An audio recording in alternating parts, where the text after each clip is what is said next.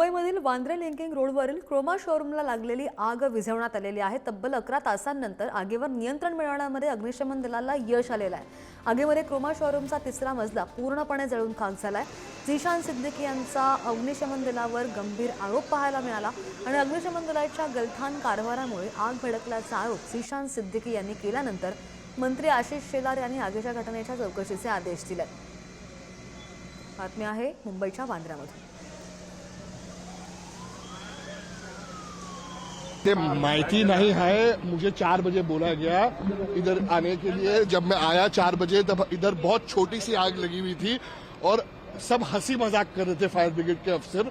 हम उनको कह रहे थे कि आप अभी कर लीजिए, कार्बन डाइऑक्साइड के बॉल्स फेंकिए, कुछ भी जो आप एक्सपर्ट साहब करिए, मगर किसी ने हमारी बात नहीं सुनी।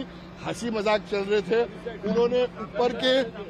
उन्होंने ऊपर के कांच तोड़े, फैन डाला, उसकी वजह से और भी आग बढ़ गई।